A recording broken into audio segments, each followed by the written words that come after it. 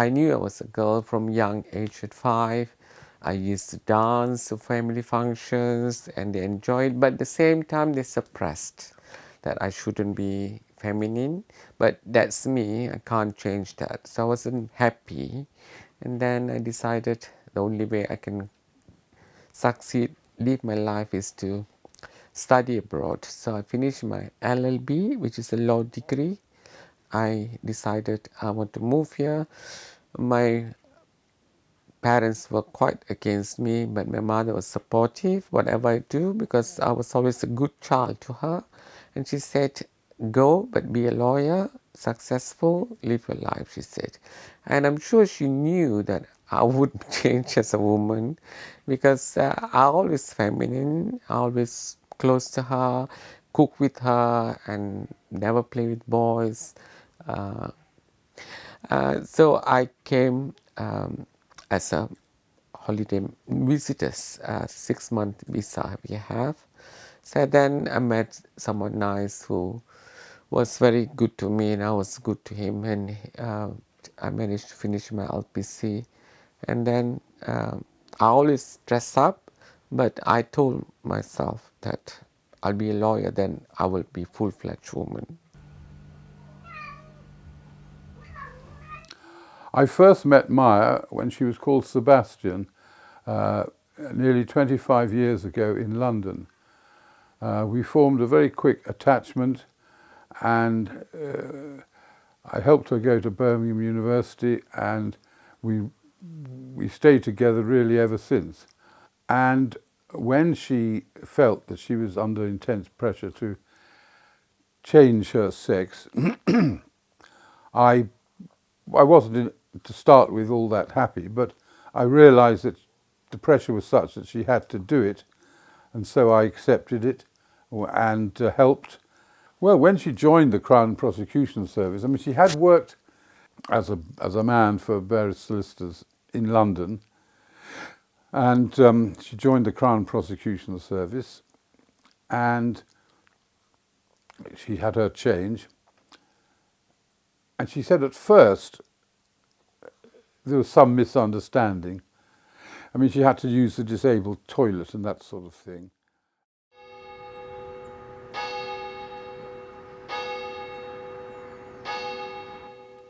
Like the disciples, sometimes we need to take a little time out to assess, to recognize where we are and how we are feeling. And trusting is not always easy. Opening the doors is not always easy. The disciples needed closed doors.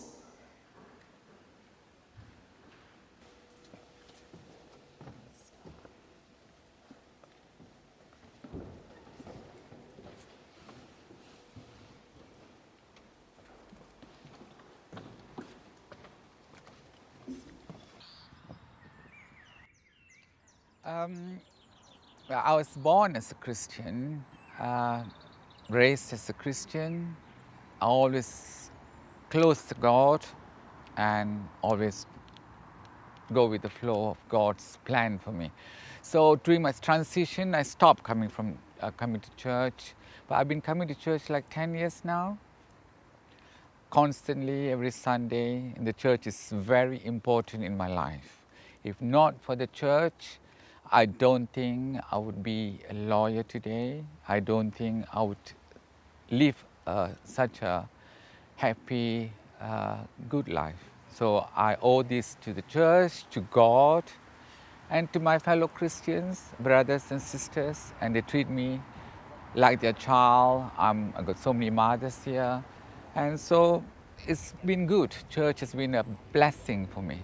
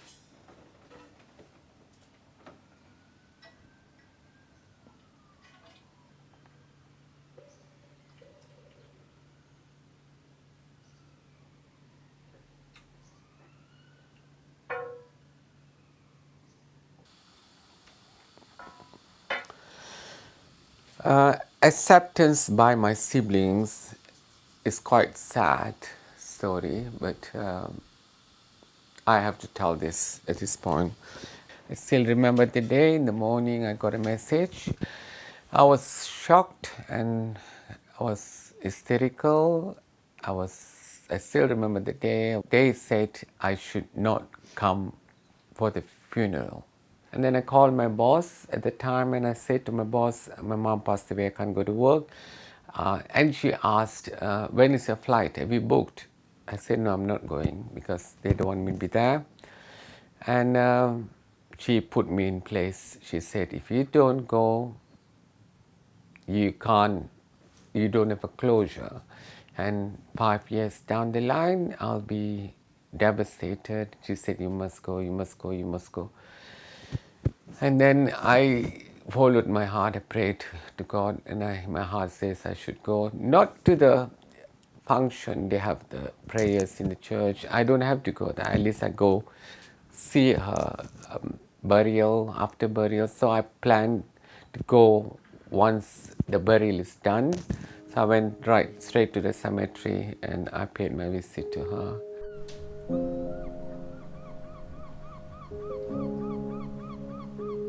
And I first met her in a nightclub. I saw her and she was wearing a nice dress, but I saw she put socks, you know, to make her boobs bigger. It was so funny. We started this journey together and we have gone through a lot together, as you know, to be who we are in this country. And but we supported each other. You know, that is very important to have someone who supports you, you know, in order to be true to yourself. And I think that is why we still like a best friend until now, after how many years, you know.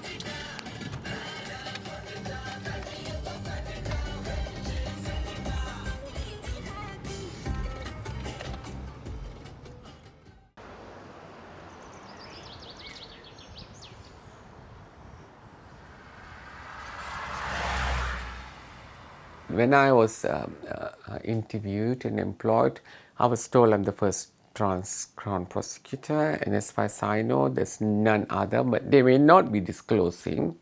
As far as I know, I'm the only one.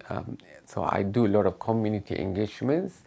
Well, I was lucky. They didn't reject me in Malaysia. I already had my home, I had my life here, so I didn't go into the circle that I speak of, where they mix around only the transgender and then become straight. So I said, my strong belief is accept them as they are. I know it could be difficult, but don't abandon. You know, you can still, you know, love them. You can still have them as a family member, support them.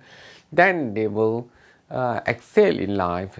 If you reject a son who's going to be trans, when she feels that she wants to be a woman, if not she'll get depressed and suicidal, let her do what she wants. Once if achieve education, in my opinion, I think that makes that girl's life better. She doesn't have to depend on anybody, doesn't have to do prostitution to support herself.